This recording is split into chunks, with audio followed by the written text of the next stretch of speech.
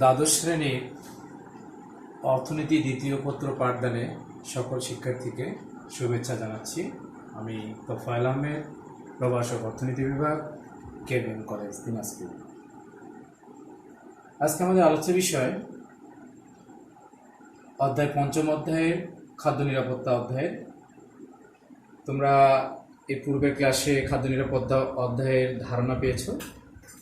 আজকে আমরা এই অধ্যায়ের দ্বিতীয় ক্লাসে আলোচনা করে এই অধ্যায়টি আমরা শেষ করব। প্রিয় শিক্ষার্থীরা, আজকে আমাদের অধ্যায় আলোচ্য বিষয় নিরাপদ। প্রথমেই আসি নিরাপদ খাদ্য, যার ইংরেজি হচ্ছে সেফ ফুড। নিরাপদ খাদ্য আসলে কি? নিরাপদ খাদ্যের বিপরীত অবস্থায় হচ্ছে অনিরাপদ খাদ্য, এবং এই অনিরাপদ খাদ্য অনেক ভয়াবহ দীর্ঘমেয়াদী রোগ ঘটায়। ডায়রিয়া থেকে শুরু করে বিভিন্ন ধরনের ক্যান্সার সহ বিভিন্ন মারাত্মক রোগ হতে পারে অনিরাপদ খাদ্যের ক্ষেত্রে। তাই আমরা আসি নিরাপদ খাদ্য আসলে কি। নিরাপদ খাদ্য হচ্ছে একটি উৎপাদন ক্ষেত্র থেকে ভোক্তার কাছে খাদ্য পৌঁছানো পর্যন্ত যে খাদ্য কোনোভাবেই কলুষিত হয় না, অর্থাৎ স্বাস্থ্যের জন্য হুমকির কারণ হয়ে দাঁড়ায় না, সেটি হচ্ছে নিরাপদ খাদ্য। আরও স্পষ্টভাবে বলি, উৎপাদন ক্ষেত্র, যেখানে উৎপাদন হয় সেই উৎপাদন ক্ষেত্র থেকে ভোক্তা, আমরা যারা ভোগ করি, এই ভোক্তার কাছে পৌঁছানো পর্যন্ত যদি খাদ্যটি কোনোভাবেই কলুষিত না হয় এবং স্বাস্থ্যের জন্য হুমকির কারণ হয়ে না দাঁড়ায়, তাহলে সেটি হবে নিরাপদ খাদ্য। আর নিরাপদ খাদ্যের জন্য আমাদের করণীয় কী? নিরাপদ খাদ্যের জন্য আমাদের করণীয় যে খাদ্যটি যে নিরাপদ থেকে যখন অনিরাপদ হয়ে যায় যেসব কারণে, সেগুলি হচ্ছে ইস্ট, ভাইরাস এবং ব্যাকটেরিয়াজনিত থেকে যে খাদ্যকে মুক্ত রাখা, এবং স্বাস্থ্যবিধি অনুযায়ী খাদ্যকে সঠিক তাপমাত্রায় রেখে খাদ্যকে সংরক্ষণ করা। পাশাপাশি আইন প্রয়োগকারী সংস্থা সাথে বিএসটিআই, সরকারি তদারকি সংস্থা বিএসটিআইয়ের সাথে ম্যাজিস্ট্রেট এবং পুলিশ সহ বিভিন্ন রকম ভ্রাম্যমাণ আদালত পরিচালনা করা, তাহলে পরে আমরা খাদ্যকে নিরাপদ রাখতে পারব। প্রিয় শিক্ষার্থীরা, এবার আসি আমরা বাংলাদেশের খাদ্য নিরাপত্তা পরিস্থিতি।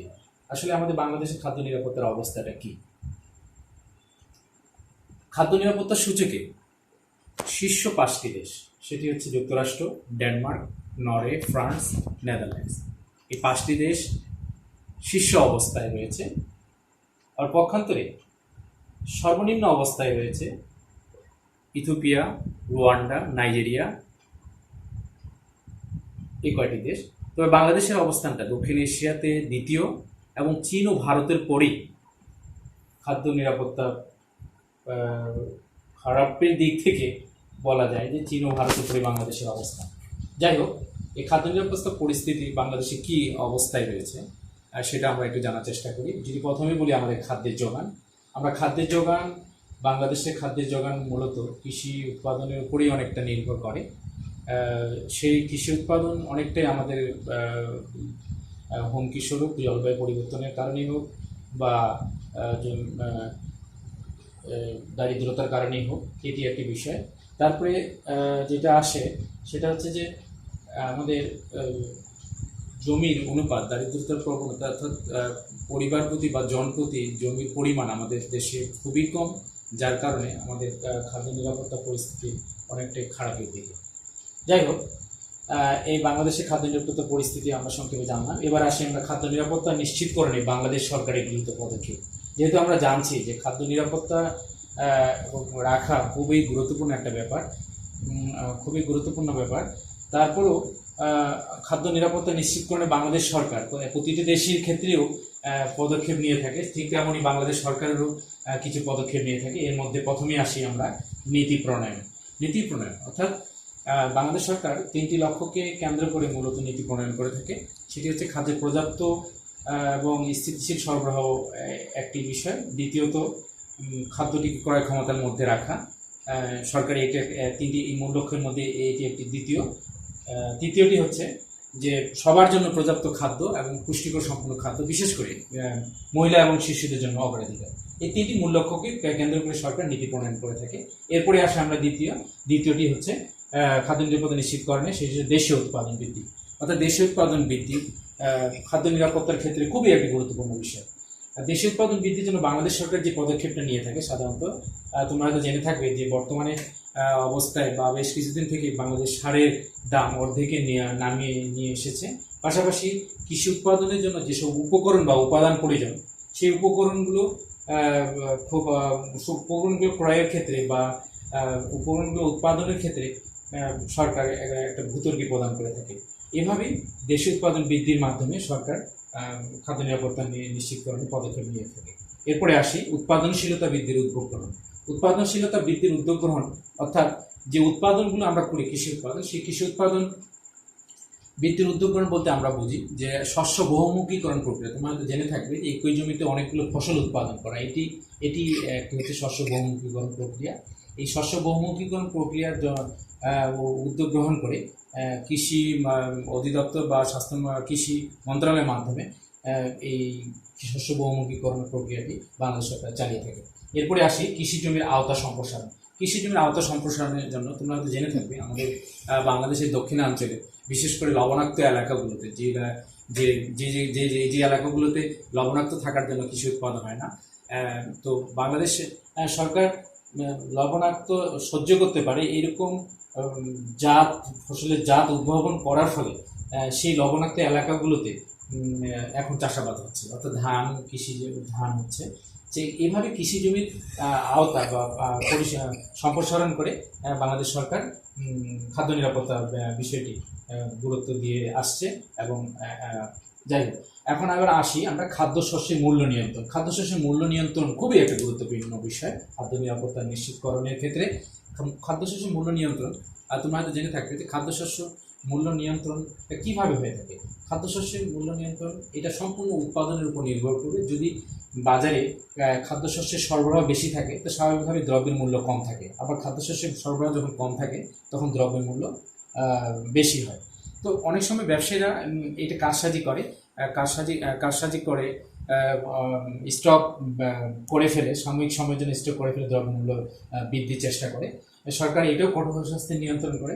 পাশাপাশি সরকার আরেকটি গুরুত্বপূর্ণ কাজ করে, খাদ্যশস্যের সরবরাহ বৃদ্ধি করে ফেলে। হঠাৎ করে হয়তো বাইরে থেকে নিকটবর্তী দেশ থেকে কিছু খাদ্য আমদানি করে সেই সরবরাহটা বৃদ্ধি করে এই মূল্য নিয়ন্ত্রণটা করে থাকে, যার ফলে আমরা যারা ভোক্তা রয়েছি তারা আমরা মোটামুটি একটা নিয়ন্ত্রিত মূল্যের মধ্যে আমরা দ্রব্যমূল্য কিনতে পারি। এই সরকার এই বিষয়টি খুব গুরুত্ব দিয়ে থাকে। যখনই খাদ্যশস্য সরবরাহটা কমে যায় তখনই মূলত সরকার বাইরে থেকে খাদ্য আমদানি করে এই পরিস্থিতিটাকে নিয়ন্ত্রণ করে, অর্থাৎ মূল্যটা নিয়ন্ত্রণের মধ্যে রাখে। এবার আসি আমরা খাদ্যশস্য আমদানি। সরকার প্রতি বছর তার নীতিমালার মধ্য থেকে খাদ্য নীতিতেই রয়েছে যে একটা নীতিমালার মধ্যে থেকেই প্রতি বছর খাদ্যশস্য আমদানি করে। এই খাদ্যশস্য আমদানির মাধ্যমেও সরকার খাদ্য নিরাপত্তা নিশ্চিতকরণের পদক্ষেপ নিয়ে থাকে প্রতি বছর। খাদ্য নিরাপত্তার জন্য খাদ্য মজুত একটি গুরুত্বপূর্ণ বিষয়। খাদ্য মজুতটা এরকম যে আমাদের বাংলাদেশের প্রতিটি উপজেলা জেলা পর্যায়ে খাদ্য গুদাম রয়েছে। এই গুদামগুলো সংস্কার থেকে শুরু করে এর আওতা সম্প্রসারণ করছে প্রতি বছরই, যার ফলে জনসংখ্যা বৃদ্ধির সাথে সাথে এই খাদ্য মজুতও বাড়ার একটা জরুরি হয়ে দাঁড়ায়। সরকার এই জন্য খাদ্য গুদামের আওতা সম্প্রসারণ করছে। এবার আসি আমরা খাদ্য নিরাপদকরণে সরকার, বেসরকারি সংস্থা ও জনসাধারণের ভূমিকা। এগুলো তো আমরা প্রথমেই জানলাম খাদ্য নিরাপত্তা নিশ্চিতকরণে সরকারের কী কী পদক্ষেপ নিয়ে থাকে।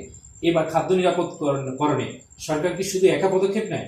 এবার আমরা দেখব খাদ্য নিরাপদকরণে সরকার, বেসরকারি সংস্থা এবং জনসাধারণের ভূমিকা কি। সরকার একার পক্ষে অনেক সময় সম্ভব হয় না। প্রথমেই আসি খাদ্য নিরাপদকরণে সরকার কি ভূমিকা পালন করে। প্রিয় শিক্ষার্থীরা, তোমরা হয়তো জানো যে খাদ্য উৎপাদন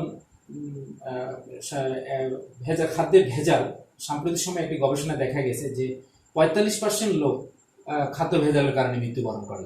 তো খাদ্য নিরাপদকরণে সরকারের যে ভূমিকাগুলো রয়েছে, সরকার এই ক্ষেত্রে যে ভূমিকাটা পালন করতে পারে সেটা হচ্ছে যে সরকার মূল্য নিরাপদকরণে বিভিন্ন সময় সরকার আইন শৃঙ্খলা বাহিনী, ম্যাজিস্ট্রেট সব ভ্রাম্যমাণ আদালত পরিচালনা করতে পারে।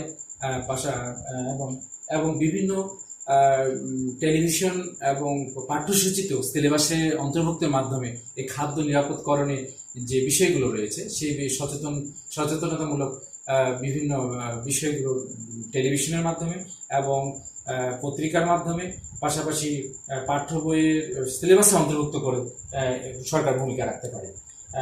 এবার আসি বেসরকারি সংস্থা কি ভূমিকা। বেসরকারি সংস্থা তোমরা হয়তো জেনে থাকবে যে স্বাধীনতার পরবর্তী 1972 সালের পর থেকে স্বাধীনতার পরবর্তী সময় বেসরকারি সংস্থা বাংলাদেশের উন্নয়নে একটা গুরুত্বপূর্ণ ভূমিকা পালন করে আসছে এবং বেসরকারি সংস্থা বাংলাদেশের উন্নয়নে অনেক বড় অংশীদার। বেসরকারি সংস্থাও খাদ্য নিরাপদকরণের ভূমিকা রাখতে পারে। কিভাবে? বেসরকারি সংস্থা মাঠ পর্যায়ে দরিদ্র জনগোষ্ঠীর সাথে তারা কাজ করে, তাদের মাঠ পর্যায়ে অনেক সমিতি সভা করে থাকে তারা, এবং এই সবার মাধ্যমে খাদ্য নিরাপদকরণে তাদের সচেতনতা করতে পারে। অর্থাৎ যে দারিদ্র জনগোষ্ঠীকে নিয়ে তারা মূলত যে কাজ করে, সেই দারিদ্রদেরকে বিভিন্ন সময় প্রশিক্ষণ প্রদান করতে পারে খাদ্য নিরাপদকরণে, যে কীভাবে ভালো থাকার জন্য খাদ্য কীভাবে নিরাপদ রাখা যায়, এইগুলো বিষয়ে তারা প্রশিক্ষণ প্রদান করে থাকে।